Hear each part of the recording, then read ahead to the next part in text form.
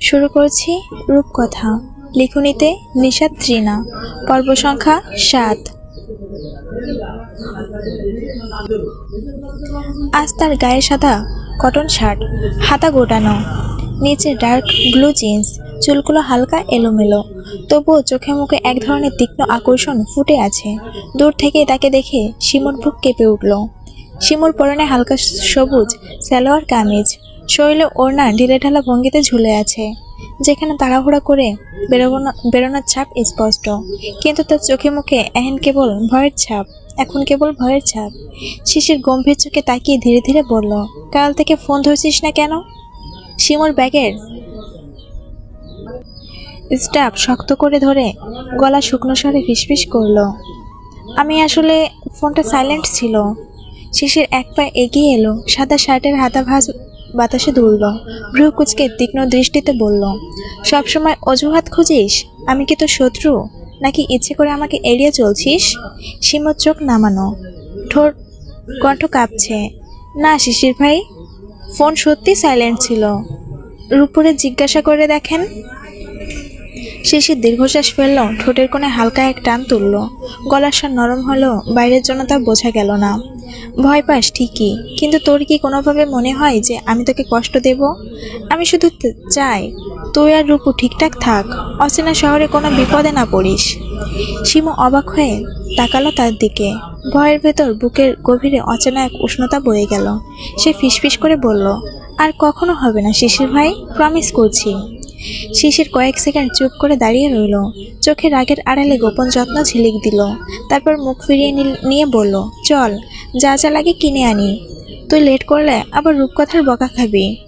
দুজন পাশাপাশি হাঁটতে লাগলো। শিমুর পায়ের শব্দ কেমন যেন কেঁপে কেঁপে উঠছিল।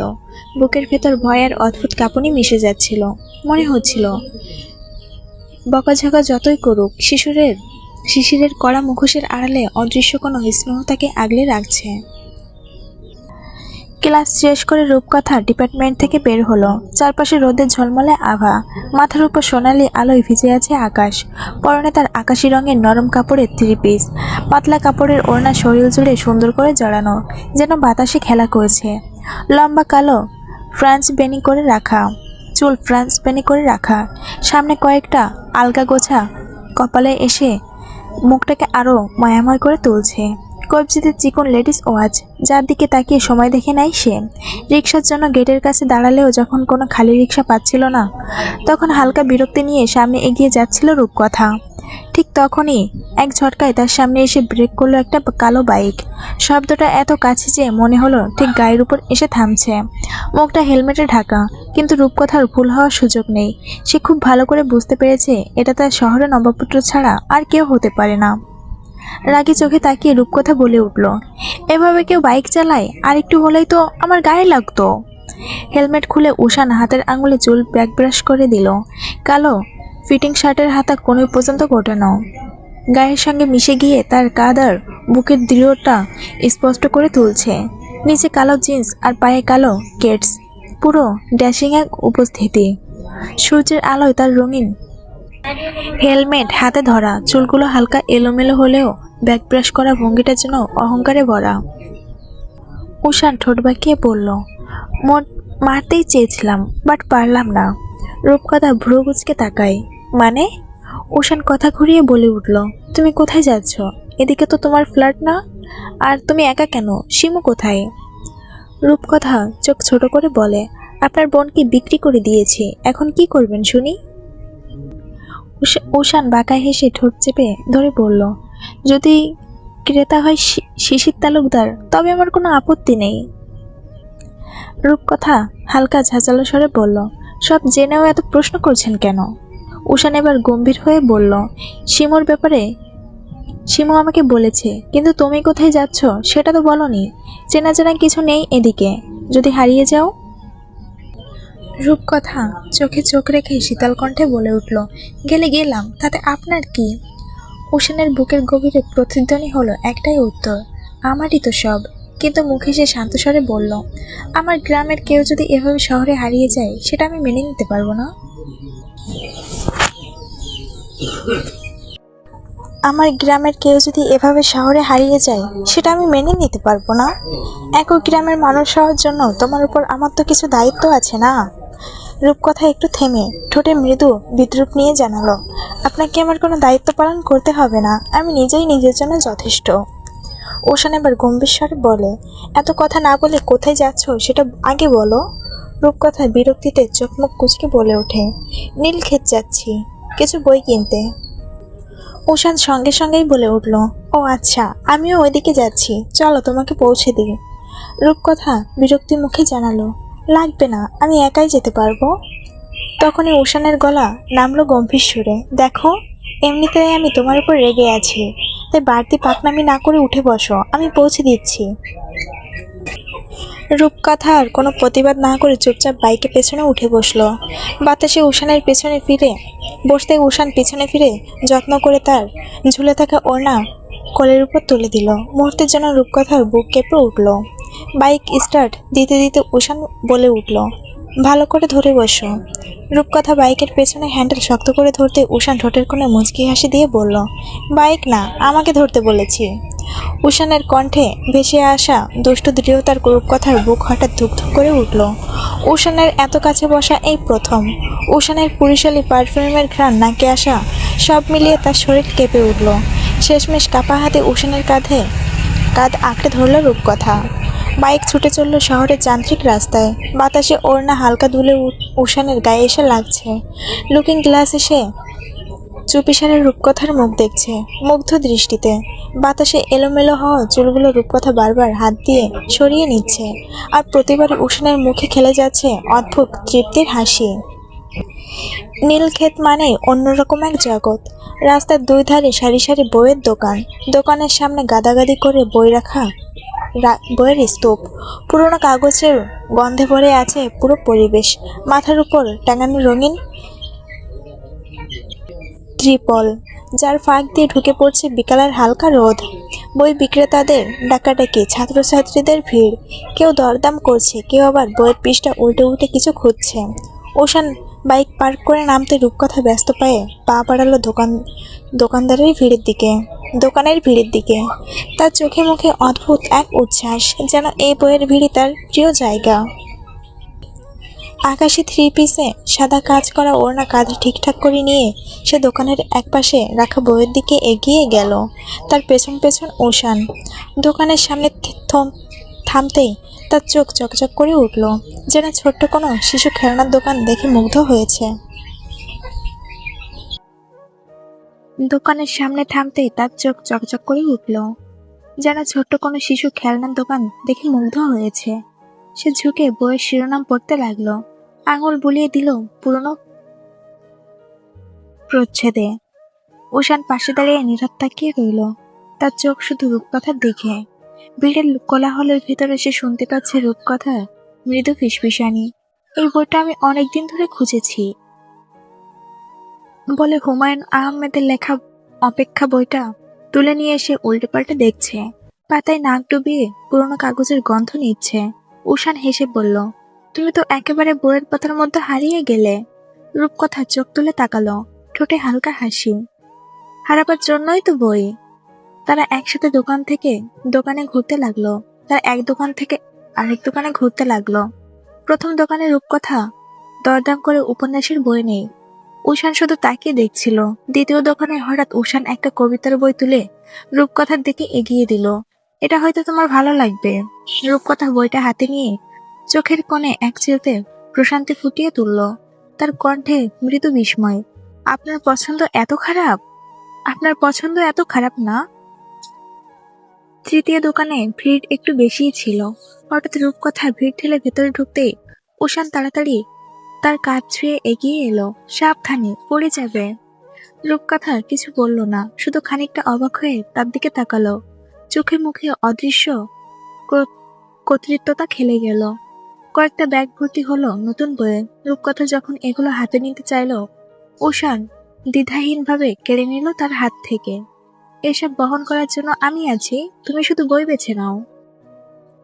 রূপকথা আপত্তি করল না, শুধু মৃদু হেসে পাশে দাঁড়িয়ে রইল। নীলক্ষেতের ভিড়, কোলাহল আর কাগজের গন্ধে ভরা দুপুরের ভেতর দিয়ে তারা দুজন পাশাপাশি হাঁটল। চারপাশে হাজারো মানুষ থাকলেও তাতে দুজনের পৃথিবী যেন সীমাবদ্ধ হয়ে গেল কেবল বইয়ের পাতা আর নীরব চোখাচোখির মাঝে। দুজন যখন বই ভর্তি ব্যাগ নিয়ে নীলক্ষেতের ভিড় থেকে বেরিয়ে এলো, তখন বিকেলের আলো ঢলে পড়ছিল চারপাশে। রাস্তার পাশে ছোট ছোট দোকান, কোথাও পোড়ানোর ভুট্টার গন্ধ, কোথাও ফুচকার মশলাদার সুবাস বাতাস ভরিয়ে রেখেছে। উষান হঠাৎ থেমে রূপকথার দিকে তাকিয়ে হালকা হেসে দিয়ে বলল, ফুচকা খাবে? রূপকথার চোখ মিটমিট করে তাকালো, ঠোঁট খেলে গেল কৌতূহলের হাসি। খেয়ে দেখাই যায়, শুনেছি ঢাকার ফুচকা নাকি অনেক মজা হয়। উষান হেসে মাথা নাড়ল, তাহলে চলো বলে সে এগিয়ে গেল রাস্তার পাশে একটা ফুচকার দোকানের দিকে। রূপকথা তার পিছু নিল, কিন্তু রাস্তা পার হওয়ার এক মুহূর্তে হঠাৎ উষান থেমে গেল। চারদিকের গাড়ির হর্ন, ভিড়ের ধাক্কাধাক্কি, অচেনা শহরে কোলাহল, এসবের মাঝে হঠাৎ সে রূপকথার হাত নিজের পুরুষালী হাতের মাঝে শক্ত করে আঁকড়ে ধরল। রূপকথা চমকে উঠল, কিছু বলল না। উষানের হাতে দৃঢ় স্পর্শ তার বুকের ভেতর অদ্ভুত এক স্রোত বয়ে গেল। অচেনা নতুন এক আনন্দ ছুঁয়ে গেল তাকে। সে জানতো না ঢাকা শহর তার জন্য এতটা সুখ বয়ে আনবে। রাস্তার ফুচকার দোকানের ভিড়, আড্ডার কোলাহল, আর তার পাশে থাকা এই ছেলেটা, অথচ এই মুহূর্তে একেবারেই অন্যরকম, সহজ সরল, নির্ভরযোগ্য। রূপকথা কিছুই মুখে প্রকাশ করল না, শুধু চোখে অদ্ভুত এক ঝিলিক খেলে গেল, খুশি আর প্রাপ্তির মিশেল। উষান রূপকথার হাত শক্ত করে ধরে যত্ন করে রাস্তা পার করিয়ে আনলো পাশের এক ফুচকার স্টলের সামনে। চারপাশে ভিড়, টকঝাল মশলার ঘ্রাণে ভরপুর বাতাস। দাঁড়িয়ে হেসে বলল, তোমার তো ঝাল অনেক পছন্দ, তাহলে ঝাল ঝাল ফুচকা তোমার জন্য। তারপর ফুচকাওয়ালাকে উদ্দেশ্য করে বলল, মামা, এক প্লেট ঝাল ঝাল ফুচকা দেন। রূপকথা একটু অবাক হয়ে গেল। গ্রামের সেই ছোট্ট ঘটনাকে কেন্দ্র করে শহরের নবাবপুত্র এখনো তার পছন্দ মনে রেখেছে। বুকের ভেতরটা হঠাৎ হালকা কেঁপে উঠল, কিন্তু মুখে তার বিন্দুমাত্র প্রভাব পড়েনি। বরং স্বাভাবিক গলায় বলল, আপনি খাবেন না? এক প্লেট কেন বললেন? উষান সহজ গলায় নাকচ করে দিল, আমার ফুচকা ভালো লাগে না, তুমি খাও। রূপকথা অবিশ্বাস ভরা চোখে তাকিয়ে ঠোঁট বাঁকিয়ে বলল, ফুচকা ভালো লাগে না? এমনও মানুষ হয়? উষান হেসে উত্তর দিল, হায়, আর সেটা আমি। কথা কথা শেষ হতে মামা টকঝাল ফুচকার প্লেট এগিয়ে দিল। টকঝাল মিষ্টি ঘ্রাণ চারপাশে ছড়িয়ে পড়ল। রূপকথার মুখে অজান্তেই পানি চলে এলো। একটা ফুচকা মুখে দিয়ে সে চোখ বন্ধ করে ফেলল তৃপ্তিতে। সেই মুহূর্তে তার চোখে মুখে এমন প্রশান্তি খেলে গেল, যেন পৃথিবীর সব সুখ তার ছোট্ট চোয়ালে ভরিয়ে দিয়েছে। উষান মুগ্ধ হয়ে তাকিয়ে রইল। রূপকথার চোখ বন্ধ করা সেই নিরীহ তৃপ্তি, ঠোঁটে অচেতন হাসি, সবটুকুই গোপনে জমা করে রাখলো নিজের ভেতর। এরপর হঠাৎ রূপকথা একখানা ফুচকা থেকে আলু মাখার বাড়তি ঝাল সরিয়ে নিল। তারপর মিষ্টি টকে চুবিয়ে উষানের মুখের সামনে এগিয়ে দিয়ে হেসে বলল, ঝাল সরিয়ে দিয়েছি, এবার একবার খেয়ে দেখুন, অনেক মজা। উষান প্রথমে অবাক হলো, তারপর ভেতরে ভেতরে অদ্ভুত খুশি ছুঁয়ে গেল তাকে। রূপকথার হাত থেকে ফুচকা খেতে পারবে, এটা যেন এক আলাদা প্রশান্তির কারণ হলো তার জন্য। চোখে চোখ রেখে ফুচকাটা মুখে নিল সে। রূপকথা ভ্রূ নাচিয়ে কৌতূহলে জিজ্ঞাসা করলো, কেমন? উষান চোখ বন্ধ করে তৃপ্তি সহকারে চিবাতে চিবাতে হেসে বলল, অসাধারণ। রূপকথা উচ্ছ্বাসিত গলায় বলে উঠল, ফুচকা খেতে সবসময় মজাই হয়। আমি আপনি খান না বলে জানেন না, শেষের কথা ভেঙচিয়ে বলল সে। উষান তাকিয়ে থেকে ঠোঁটের কোনো এক চিলতে হাসি টেনে বলল, অবশ্যই মহারানী, আজ আপনার হাতে ফুচকা না খেলে তো জানতেই পারতাম না ফুচকা এত মজা হতে পারে। রূপকথা খিলখিল করে হেসে উঠল। সেই হাসির ধ্বনি যেন ভিড়ভাট্টা শব্দকেও হার মানালো। উষান মুগ্ধ দৃষ্টিতে তাকিয়ে থাকলো তার দিকে। মনে হলো রূপকথা নামের এই মায়াজালে সে ধীরে ধীরে আটকে যাচ্ছে, যেখানে হয়তো ফেরার পথ আছে, কিন্তু তার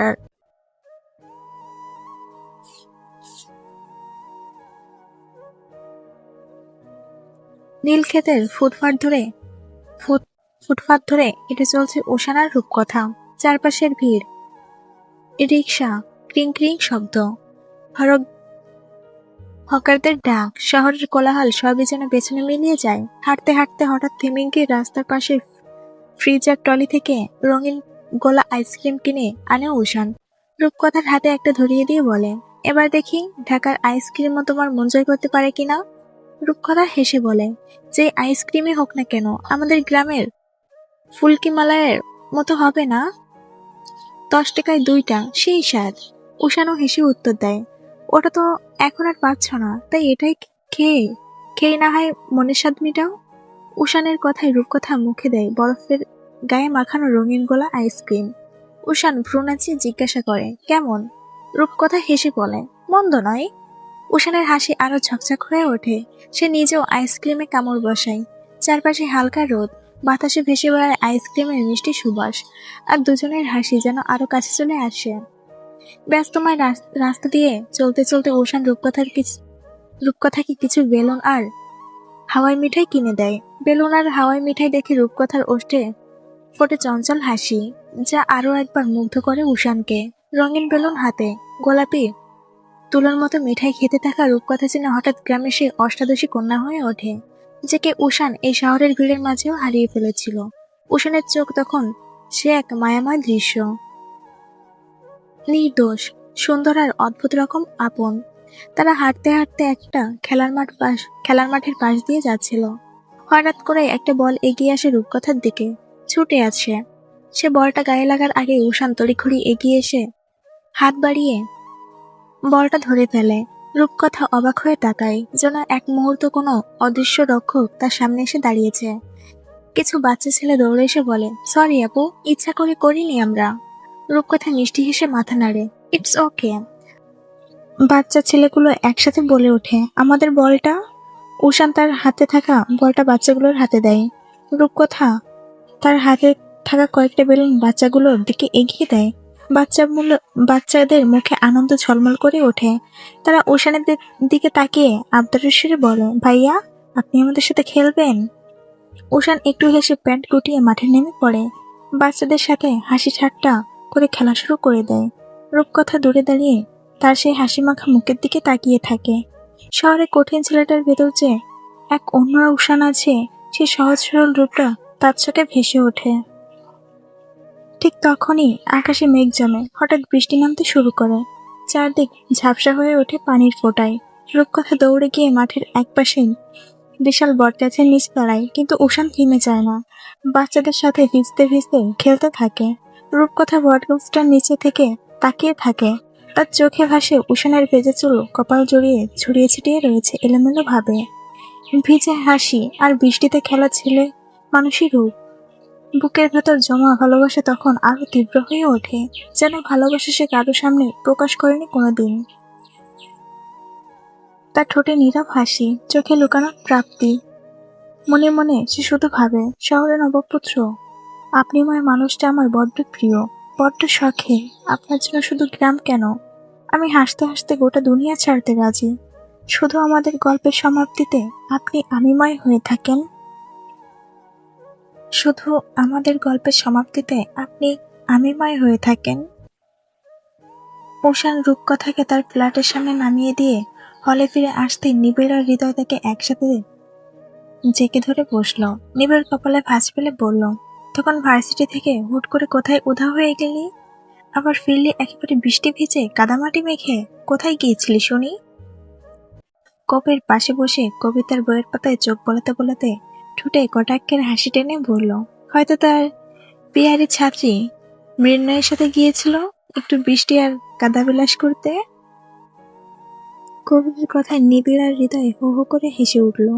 হৃদয় দুষ্ট চোখে তাকিয়ে বলল, ঠিক বলেছিস, মৃন্ময়ীকেও তো আজ দেখলাম না। মনে হয় উষান আর সে একসাথেই ছিল। এবার নিবিড় আর হৃদয় একসাথে বলে উঠল, ও। উষানের নাকের পাটা রাগে লাল হয়ে ফুলে উঠল। এত সুন্দর মুড নষ্ট হয়ে গেল তার এই শয়তান বন্ধুদের জন্য। সে টেবিলের উপর রাখা ভারী বইটা তুলে এক ঝটকায় ছুঁড়ে মারল নিবিড়ের হৃদয়ের দিকে। শালা, আমি লীলা মানে রূপকথার সাথে ছিলাম, ওর কিছু বই কেনা ছিল, কোনো মৃন্ময়ী টির্ণয়ী সাথে ছিল না। কাবির ঠোঁট কামড়ে হেসে ফেলল, কারণ সে নিজেই দেখেছিল উষানকে রূপকথাকে নিয়ে বাইকে করে চলে যেতে। হৃদয় আবার প্রশ্ন করল, রূপকথার সাথে কেন ছিলি তুই? নিবিড় সম্মতি জানিয়ে বলল, ঠিক বলেছিস, তুই কেন রূপকথার সাথে থাকবি? এমন তো হওয়ার কথা ছিল না। মিলল না কোনো সমীকরণ। আলনা থেকে জামা নিতে নিতে উষান ভ্রুকুচকে দাঁত চেপে বলল, মানে কিসের সমীকরণ? কি মিলল না? নিবিড় মুখ বাঁকিয়ে বলল, আরে সহজ কথা, তুই আর মৃন্ময়ী, আর রূপকথা থাকবে কবিরের সাথে। সে কথা শেষ করার আগেই উষান কাপড় ঝোলালো হ্যাঙ্গারটা ছুঁড়ে মারল নিবিড়ের দিকে। নিবিড় ব্যথায় কেকিয়ে উঠল, ও মা গো! উষান কাপড় হাতে নিয়ে ওয়াশরুমের দিকে হাঁটতে হাঁটতে পেছনে তাকে ঠান্ডা গলায় বলল, একদম উল্টাপাল্টা বকিস না, আমার সুন্দর মুডটা নষ্ট করিস না। নিবিড় ভান করা অবুঝ মনে বলল, শালা এত রেগে গেল কেন? কবির হেসে উঠে শান্ত গলায় উত্তর দিল, কারণ তুই সমীকরণ পাতানোতে ভুল করে ফেলেছিস। বলে বইটা বন্ধ করে সেও হাসতে হাসতে রুম থেকে বেরিয়ে গেল। রূপকথার শিমুর ফ্ল্যাটটা ছোট অথচ আরামদায়ক। একটা রুম, বারান্দা, অ্যাটাচ ওয়াশরুম আর ছোট রান্নাঘর, সবই সুশৃঙ্খল। তাদের সবার ঘরটা ছোট অথচ আরামদায়ক। মাঝখানে রাখা একটি ডাবল সাইজের বেড, পাশে দুটো পড়ার টেবিল আর চেয়ার, সেখানে বই, খাতা আর নোট ছড়িয়ে থাকে, যেন প্রতিদিনের পড়াশোনার নীরব সাক্ষী। এক কোণে একটি আলমারি, তাতে যত্ন করে সাজানো দুজনের জামা কাপড়। দরজার কাছে একটি ছোট জুতোর র্যাক, রাখা সবকিছুতেই গোছানো, সহজ অথচ আপন করে তোলা। রান্নাঘরটাও সাধারণ, তবে পরিষ্কার পরিচ্ছন্ন, যেন ঘরের উষ্ণতা একটা আলাদা ছোঁয়া। বারান্দা ছোট হলেও দুজনের প্রিয় স্থান। সেখানে রূপকথার সীমা পেছনে ছোট ছোট গাছের টব, পছন্দের ছোট ছোট গাছের টব, কিছু রঙিন বেলুন আর ফেরি লাইট জ্বলজ্বল করছে। মাঝে মাঝে তারা সেখানে বসে গল্প করে, চা খায়, আকাশের দিকে তাকিয়ে স্বপ্ন ভরে। রূপকথা তখন বাইরে থেকে এসে তার শুকনো জামা কাপড় নিয়ে সোজা ওয়াশরুমের দিকে চলে গেল ভিজে জামা কাপড় ছাড়ানোর জন্য। কয়েক মুহূর্তের মধ্যে সে বেরিয়ে এলো, হাতে তোয়ালে দিয়ে চুল মুছতে মুছতে। পরনে তার সাদা ধুতি পায়জামা আর নীল সুতি কুর্তি, শরীরে ভিজে থাকা রোদে নীরববন্দি বৃষ্টি আলিঙ্গন। রূপকথা ওয়াশরুম থেকে বের হতে সীমা বারান্দা থেকে তাকে ডেকে বলে ওঠে, রূপু এদিকে আয়, গরম গরম চা করেছি। রূপকথা মুচকি হেসে চুল মুছতে মুছতে সেদিকে পা বাড়ায়। হাতের ভেজা তোয়ালে বারান্দায় গ্রিলে ঝুলিয়ে দিয়ে সে শিমুর পাশে বেতের সোফাটায় পা উঠিয়ে বসে। শিমু তার দিকে এক কাপ গরম চা এগিয়ে দেয়। রূপকথা মিষ্টি হেসে চায়ের কাপটা নিল, ঠোঁটের কাছে কাপে চুমুক দিল। বৃষ্টি আর চায়ের গন্ধ মিশে যেন শান্তি চারপাশে ছড়িয়ে পড়ল, তা যেন মুহূর্তটাকে আরো কোমল করে তুলল। বৃষ্টির পরে ধোঁয়াশা গন্ধে ভিজে চারদিক, বারান্দার গরম চায়ের ধোঁয়া উঠছে নীরবভাবে। রূপকথা কাপ এক পাশে রেখে শিমুর দিকে তাকিয়ে নরম গলায় বলল, কখন এসেছিস তুই? শিমু চায়ে ধীরে চুমুক দিয়ে হেসে বলল, তুই আসার একটু আগেই। রূপকথা চোখ টিপে খুনসুটি করলো, বাহ, ভালোই তো ঘুরলি ভাইজানের সাথে, অথচ তখন তো বলেছিলি যাব না। মুখ ভেঙচি কেটে শিমু অভিযোগ ঝাড়লো, আমি তো এত সময় থাকতে চেয়েছিলাম নাকি? আমি তো কখন বাসায় চলে আসতে চেয়েছিলাম, কিন্তু তোর ভাই কি আমার কথা শোনে? আমি তো বলেছিলাম সন্ধ্যা হয়ে যাচ্ছে, বাসায় যাব। উনি উল্টো ধমক দিয়ে বলল, বেশি বাসা করলে তোকে এখানেই ফেলে রেখে চলে যাব। তাই চুপ করে বসেছিলাম। নিশির ভান করা মুখ থেকে রূপকথা খিলখিল করে হেসে উঠল। সে মুখ কপট রাখ চোখ পাকিয়ে বলল, হাসছিস? তোর ভাইয়ের ধমকে আমার হার্ট অ্যাটাক হয়ে যাচ্ছিল প্রায়। রূপকথা হাসি সামলাতে সামলাতে বলল, বোকা ফুল আমার, কবে যে তোর বুদ্ধি হবে কে জানে। শিমু নাক ফুলিয়ে প্রতিবাদ করলো, আমার অনেক বুদ্ধি আছে, শুধু তুই আর তোর ভাইয়ের কাছেই মনে হয় আমি বোকা। রূপকথা মিষ্টি হাসতে শিমুর মাথায় টোকা দিল, ওরে আমার বুদ্ধির জাহাজ, সব বুঝিস, শুধু আমার ভাইজানের মনটাই বুঝিস না। শিমু মুখ ভার করে ফিসফিস করলো, হয়ে গেছে আমার বুঝতে। হঠাৎ রূপকথার ঠোঁটের কোণে হাসি মিলিয়ে গেল, চোখে ভাসলো গভীর উদাস ছায়া। দুনিয়া বড্ড অদ্ভুত, জানিস তো শিমু, কেউ কোনো কিছু চাইতেও পায় না, আবার কেউ না চাইলেও সব পেয়ে যায়। শিমু মুখ বেচার করে তাকালো, তুই মাঝে মাঝে এমন কঠিন কথা বলিস, আমি কিছুই বুঝি না। রূপকথা হাসি ফিরিয়ে শিমুর মাথায় হালকা কাটটা দিল, তোর বুঝে কোনো লাভ নেই, তার চেয়ে শোন আজকে কি কি হলো। এরপর একে একে সে উষানের সাথে কাটানো দিনের গল্প বলতে লাগলো। শিমু বিস্মিত চোখে বলে উঠল, মানে তুই আর ভাইজান একসাথে ছিলি? রূপকথা মাথা নাড়তেই শিমু উচ্ছ্বাসিত হয়ে হেসে উঠল। তাহলে তো ভাইজান আজ নির্ঘাত তোর প্রেমে পড়ে গেছে। রূপকথা থেমে গিয়ে ধীর গলায় বলল, কে জানে, হয়তো হ্যাঁ, হয়তো বা না। রূপকথা হালকা হাসে, তারপর বারান্দার সামনে থাকা কৃষ্ণচূড়া গাছটার দিকে তাকিয়ে বেদনাতুর স্বরে বলে, তবে আমি চাই তোর ভাই প্রেমে পড়ুক, ভালোবাসুক কাউকে, ভালোবাসার স্বাদ যে কতটা বিষাক্ত সেটা অনুভব করুক। আমি প্রতিনিয়ত যে বিষাদের স্বাদ পেয়েছি, তোর ভাইও যেন অন্তত একটু হলেও সেটা অনুভব করে। শিমু কাঁধে হাত রেখে নরম স্বরে বলল, কিন্তু তুই সেটা সহ্য করতে পারবি তো রূপু? রূপকথার চোখ ছলছল করে উঠল, জলে ভরে উঠল। হঠাৎ আবেগে শিমুকে জড়িয়ে ধরে ফিসফিস করলো, তুই আমাকে এতটা বুঝিস কিভাবে শিমু? শিমু হেসে মাথা নাড়ল, কারণ আমি তোকে ছাড়া কিছুই না, আমি যে তোর বোকা ফুল। শিমুর কথায় রূপকথা হেসে ফেলল, সেই হাসির ভেতরেই যেন মিশে গেল এক অদ্ভুত প্রতিশ্রুতি। বন্ধুত্বের এই বন্ধন অটুট থাকুক সারা জীবন, সময়ের সব ঝড়ঝাপটা পেরিয়ে। নতুন সকাল, নতুন দিনের সূচনা। ঢাকা বিশ্ববিদ্যালয়ের প্রাঙ্গণ ভোরের আলো যেন প্রাণ ফিরে পেয়েছে। সাপ্তাহিক 2 দিনের ছুটির পর আবার ক্যাম্পাসে ভিড় জমেছে ছাত্রছাত্রীদের। আড্ডা চিরচেনা জায়গা বটতলার নিচে বসে আছে উষান আর তার বন্ধুরা। হাসি আর কি গল্পে মেতে উঠলেও উষানের মন যেন ভেসে যাচ্ছে অন্য এক স্রোতে। তার দৃষ্টি স্থির ডিপার্টমেন্টের গেটের দিকে। কিছুক্ষণ আগে শিমুকে ফোন করেছিল সে, জেনেছে রূপকথার শিমু বাসা থেকে বেরিয়েছে, এখন যে কোনো মুহূর্তে চলে আসবে। 2 দিন রূপকথাকে না দেখে যেন অস্থিরতা বুকের ভেতর জমে উঠেছিল, তা যেন প্রতি মুহূর্তে আরো বেড়ে চলেছে। এমন সময় নিবিড় মজা করে বলে উঠল, তুই এভাবে পাঙ্গাস মাছের মতো লাফাচ্ছিস কেন রে? উষান চকমক কুচকে গম্ভীর স্বরে উত্তর দিল, আমি হাঁটছি শুধু, লাফাতে কোথায় দেখলি? নিবিড় হাসতে হাসতে বলল, ওই একই হলো, যেভাবে হাঁটছিস মনে হচ্ছে যেন লাফাচ্ছিস। উষান বিরক্ত হয়ে ঝাঁঝালো স্বরে বলে উঠল, তোর কি এসব বাজে কথা ছাড়া আর কোনো কাজ নেই? নিবিড় ইনোসেন্ট মুখ করে বলল, আমি আবার কি করলাম? অতিষ্ঠ হয়ে উষান বলল, হ্যাঁ, কিছুই করিসনি, সব আমি করেছি, পাগলের সঙ্গে মুখ লাগাতে এসে। বাকিদের হেসে উঠতে উষানের চোখ আবার গেটের দিকে চলে যায়, আর ঠিক তখনই সে থমকে গেল। গেট দিয়ে শিমুর সাথে হেঁটে কথা বলতে বলতে ভেতরে ঢুকছে রূপকথা। রূপকথার পরনে হলুদ রঙের চুড়িদার, হাতে মানানসই হলুদ কাঁচের চুলগুলো ছেড়ে রাখা, বাতাসে উড়ে উড়ে যেন এক হলুদিয়া পাখির মতো তাকে আরো জীবন্ত করে তুলছে।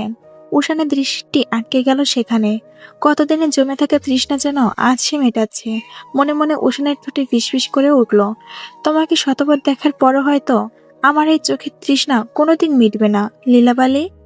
তুমি যেন অন্ত আকাঙ্ক্ষার নাম, তোমার চোখের ডাকে হৃদয় বারবার পথ হারায়। তুমি এক মায়াজাল, যার বাঁধন ছিঁড়তে চাইলেও আবার তাতেই বন্দী হয়ে পড়ি আমি। হঠাৎ এক ছেলের ডাকে উষানের ঘোর ভাঙল, উষান ভাই, আপনাকে আর কাবির ভাইকে ডিপার্টমেন্টের হেড ডেকেছেন।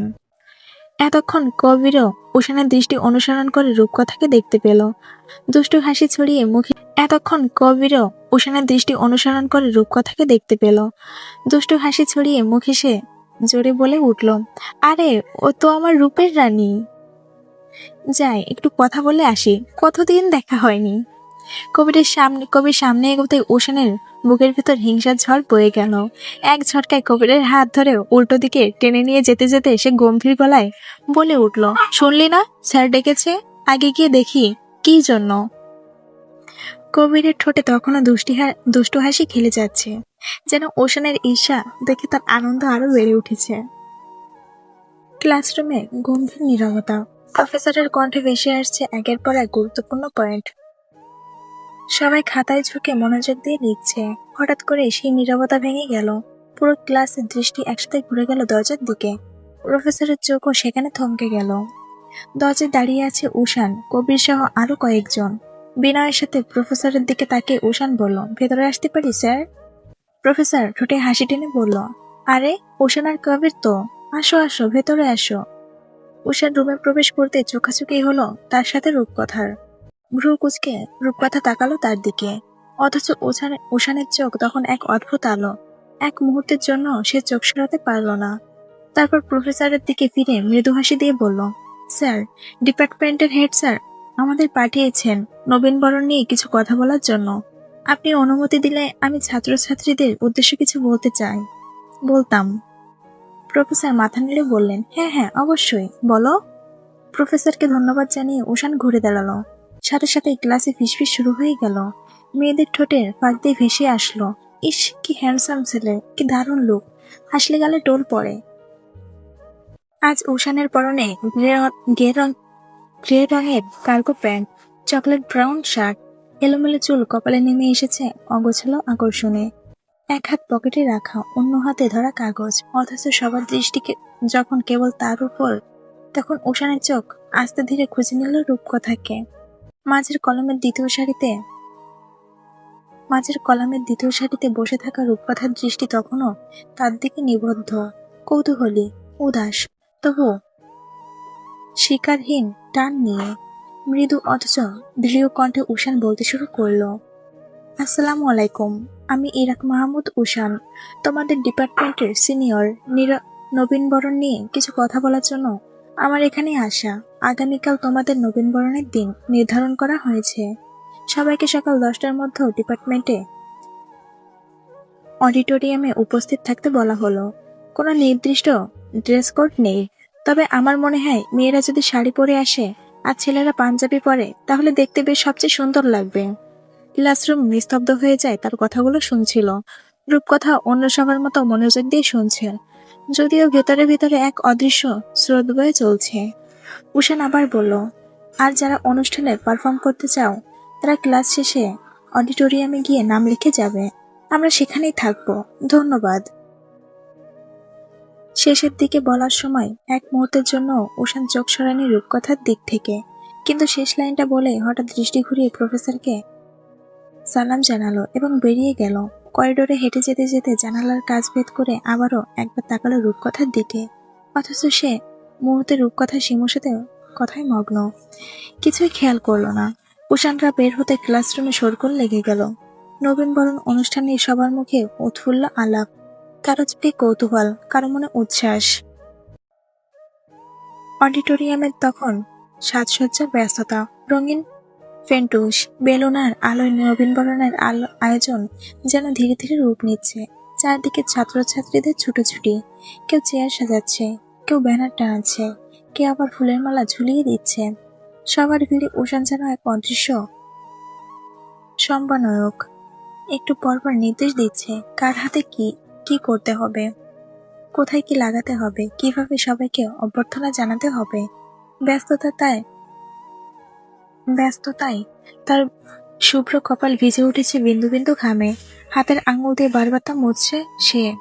শার্টের উপরে দুটি বোতাম খোলা, যেন পরিশ্রমের ক্লান্তি আর অস্থিরতার মাঝে এক অন্যরকম রূপ মেলে দিচ্ছে উষান।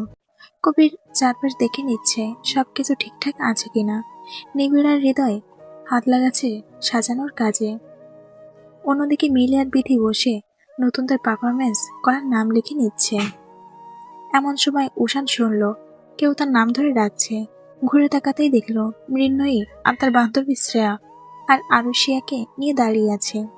মুখে অনিচ্ছার ছাপ পড়ল উষানের, তবুও শান্ত কণ্ঠে বলল, কিছু বলবা? শ্রেয়া মাথা নেড়ে বলল, আমাদের মৃন্ময়ী নাচে নাম দেবে ভাইয়া। আরুষি উৎসুক ভঙ্গিতে যোগ করলো, আপনি জানেন না আমাদের মৃন্ময়ী কি সুন্দর নাচতে পারেন? প্লিজ ভাইয়া, নামটা ফটাফট লিখে নিন। উষানের চোখ এবার বিরক্তির ঝলক, রাগী স্বরে বলে উঠল, এসব কথা আমাকে কেন বলছো? আমি কি এসব কাজ করছি? এর দায়িত্ব তো মিলি আর বিধি আছে। ওদের কাছে না গিয়ে এখানে কেন এসেছো? হঠাৎ কঠোর স্বরে উষানের এমন প্রতিক্রিয়া শ্রেয়ার আরুষি চমকে উঠল। মৃন্ময়ের চোখ হঠাৎ ভিজে উঠল অসহায়তায়। সে ভেবেছিল অন্তত আজ উষান একটু ভালোভাবে কথা বলবে, অথচ মানুষটা যেন সবসময় তার প্রতি অদ্ভুত শীতল, নিরাসক্ত। কবির বিষয়টা খেয়াল করল, তার মনে খারাপ লাগলো মেয়েটার জন্য। সত্যিই তো মৃন্ময়ী উষানকে ভালোবাসে, কিন্তু উষানের চোখে কি সে ভালোবাসা কোনোদিন ধরা পড়বে? তার হৃদয়ে যে এক অন্যরকম বসবাস, অন্য কারো বসবাস। কবির এগিয়ে গিয়ে কোমল কণ্ঠে বলল, তোরা মিলি আর বিধির কাছে নামটা লিখে দাও। ওরা নাম নিচ্ছে ওখানে। হাত তুলে দিক নির্দেশনা করে দিল সে। মৃন্ময়ী মাথা নেড়ে সেদিকে এগিয়ে গেল। যাওয়ার সময় একবার পেছনে ফিরে তাকালো উষানের দিকে। ঠোঁটে কোনো শব্দ এলো না, শুধু বুকের ভেতর নীরব আরতি। আপনি এত কঠোর কেন উষান ভাই? কেন আমাকে একটু বোঝেন না? কবির সেই অসহায় দৃষ্টি দেখে দীর্ঘশ্বাস ফেলল। তারপর নিঃশব্দে উষানকে নিয়ে অন্যদিকে চলে গেল। অডিটোরিয়ামে ব্যস্ততা আবারও ছুটে চলল আগের মতো, কিন্তু কোথাও যেন নীরব এক আঘাত জমে রইল মৃন্ময়ীর হৃদয়ে। সবাই যখন কাজের চাপে ব্যস্ত, তখনই অডিটোরিয়ামে গেটের সামনে এসে দাঁড়ালো রূপকথা আর শিমু। মিলি মৃন্ময়ীর নাম লিখতে লিখতে হঠাৎ চোখে পড়ে তাদের। খুশিতে জোরে বলে ওঠে, আরে রূপকথা জি। মিলির ডাক শুনে একসাথে সবার চোখ ঘুরে গেল গেটের দিকে। উষানো তাকালো, তাকাতেই থমকে গেল সে। যেন এক ঝলক আলোর মতো রূপকথাকে ভেসে আসতে দেখে মুহূর্তেই মিলিয়ে গেল তার এতক্ষণের ক্লান্তি বিরক্তি। হৃদয়ের ভিতরে বয়ে গেল এক পাতাল শীতল বাতাস। মৃন্ময়ও তাকালো সেদিকে, তারপর ঘাড় ঘুরিয়ে উষানের দিকে দৃষ্টি ফেলল। অবাক হয়ে দেখল, এতক্ষণ যার মুখে ছিল কেবল তীক্ষ্ণ বিরক্তির ছাপ, সেই মুখে এখন ফুটে আছে মুগ্ধতার আলো। এ দৃশ্য দেখে অকারণেই কেঁপে উঠল মৃন্ময়ের হৃদয়। ভেতরে ঢুকতেই মিলি আর বিথি ছুটে গিয়ে জড়িয়ে ধরল রূপকথার শিমুকে। বিথি হাসতে হাসতে বলল, তুমি এখানে চান্স পেয়েছো? শুনে কি যে খুশি হয়েছিলাম জানো। কিন্তু বাসার ঝামেলায় এতদিন ভার্সিটিতে আসতে পারিনি। মিলিও উচ্ছ্বাসে যোগ দিল।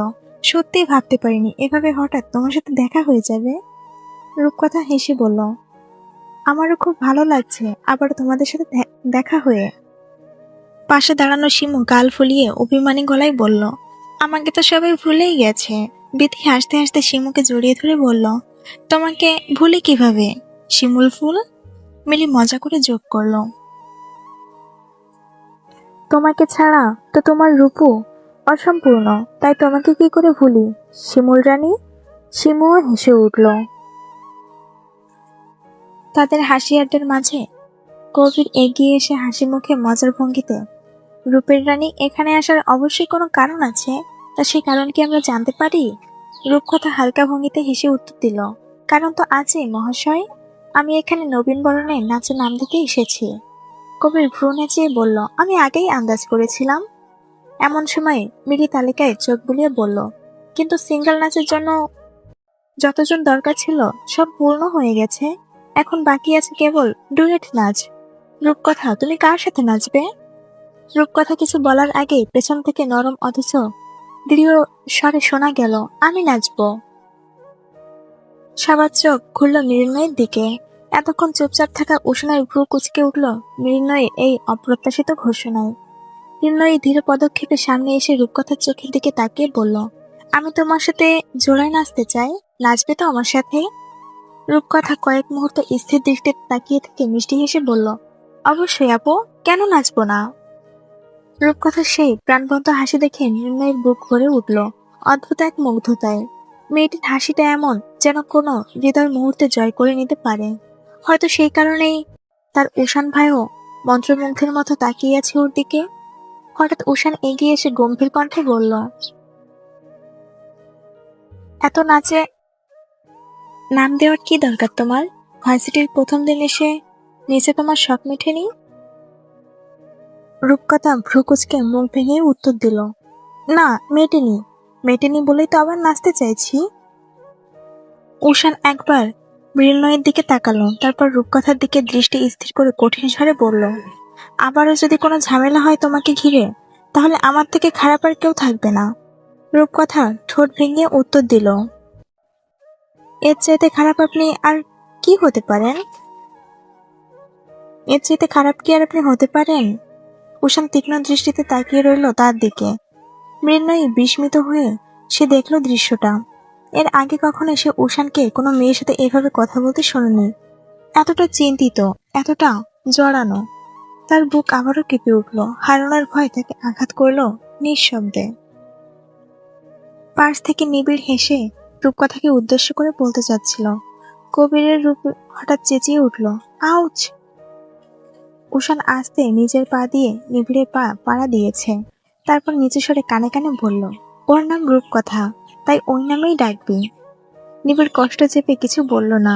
রূপকথা কৌতূহলী দৃষ্টিতে জিজ্ঞাসা করলো, কিছু বলবেন ভাইয়া? নিবিড় জোর করে হাসি ফুটিয়ে মাথা নেড়ে দিল। বিথি এবার বলল, রূপকথা, তুমি তো গানও গাইতে পারো, চাইলে গানে নামও দিতে পারো। শিমু উৎসাহিত হয়ে যোগ করলো, হ্যাঁ রূপু, তুই তো গানও নাম দিতে পারিস। তারপর হঠাৎ উষানের দিকে তাকিয়ে শিমু বলল, ভাইয়া, তুমিও না গানে নাম দিয়েছ? উষান রূপকথার দিকে মাথা নেড়ে বোঝায় সে নাম দিয়েছে। শিমু উৎসুক হয়ে বলে, রূপু, তুইও নাম দে গানে। শিমুর কথায় উষান কিছু বলার আগেই কবির একটা গিটার তার দিকে ছুড়ে দিয়ে দুষ্টু হেসে বলল, তাহলে উষান আর রূপের রানীর একটা ডুয়েট হয়ে যাক। আমরা এতক্ষণ যে কাজ করেছি তার রিফ্রেশমেন্টও হয়ে যাবে এতে।